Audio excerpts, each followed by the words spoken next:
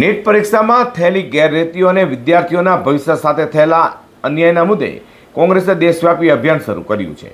રાહુલ ગાંધીના આશ્વાસન પર સુરત જિલ્લા કોંગ્રેસ સમિતિ દ્વારા છાત્રો की गूंज કેમ્પેન અંતર્ગત પત્રકાર પરિષદ યોજી શિક્ષણ સંસ્થામાં પારદર્શિતા અને જવાબદારીની માંગ પણ ઉઠવામાં આવી છે। સુરત શહેર કોંગ્રેસ દ્વારા યોજાયેલી પત્રકાર પરિષદમાં કોંગ્રેસના આગેવાનોએ નીટ પરીક્ષા ગેરરીતિઓને લઈને કેન્દ્ર સરકાર અને પરીક્ષા વ્યવસ્થાપન સવાલ ઉઠાવ્યા હતા। તેમણે જણાવ્યું હતું કે લાખો વિદ્યાર્થીઓની મહેનત અને ભવિષ્ય સાથે ચેડા કરાયા છે, જેને લઈને દેશભરના વિદ્યાર્થીઓમાં ભારે રોષ છે। ત્યારે રાહુલ ગાંધી દ્વારા છાત્રો की गूंज અભિયાન દ્વારા વિદ્યાર્થીઓના પ્રશ્નોને જન જન સુધી પહોંચાડવાનો અને શિક્ષણ ક્ષેત્રમાં પારદર્શિતા, જવાબદારી તેમજ સુધારાની માંગને વધુ મજબૂત બનાવવાનો પ્રયાસ કરાશે।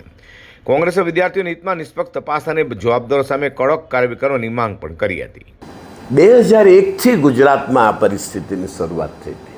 અત્યારે આખા દેશમાં બધાને નીટ દેખાય છે, કારણ કે નીટ આપણી સામે છે કે નીટને કારણે 99% સ્ટુડન્ટ્સો, લાખો સ્ટુડન્ટ્સોને નુકસાન થયું। આપે સતત અભ્યાસ કર્યો છે અને આપ સૌથી સારી રીતે જાણો છો કે આઈએએસ આઈપીએસની જે પરીક્ષાઓ હતી, પહેલાં મેડિકલની કોઈ બી પરીક્ષાઓમાં આપ જુઓ તો ભારત આઝાદ થયા પછી કેટલી વાર આવી રીતે પેપર લીક કૌભાંડ થયા। આ કૌભાંડ છેલ્લા 7 વર્ષથી જ થાય છે, છેલ્લા 8 વર્ષથી જ પરીક્ષાઓ ના પેપરો ફૂટે છે।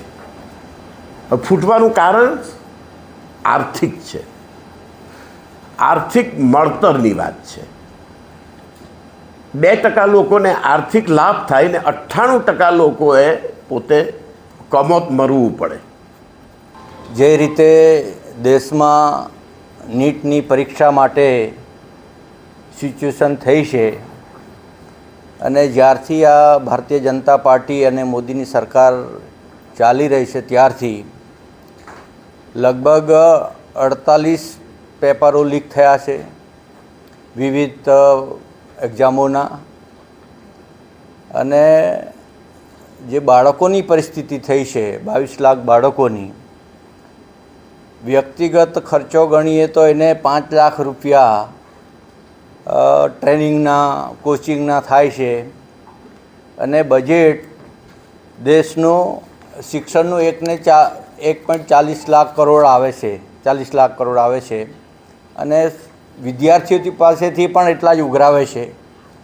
તો જે વિદ્યાર્થીઓની ફી છે એનાથી આ શિક્ષણનું બજેટ ચાલે છે અને છતાં વિદ્યાર્થીઓ, વાલીઓને જે માનસિક ત્રાસ થાય છે, ગઈકાલે પણ જે નવી એક્ઝામ લેવાય નીટની, એમાં પણ કેટલાક વાલીઓને 2 મિનિટ 1 મિનિટ મોડા પડતા વિદ્યાર્થીઓને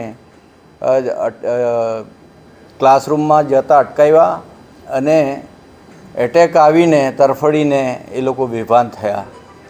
જ્યારે સરકારનું આટલા વખત નીટનું એક્ઝામ કેન્સલ થાય છે, પેપર લીક થાય છે, ત્યારે કોઈ જવાબદાર નથી અને કોઈ વિદ્યાર્થી એને આવતા મોડું થાય, ટ્રાફિકમાં હોય કે ગમે તે પરિસ્થિતિમાંથી થોડું મોડું થાય તો વિદ્યાર્થીની એને હકાલપટ્ટી કરવામાં આવે છે। એનો પણ સખત વિરોધ કરીએ છીએ।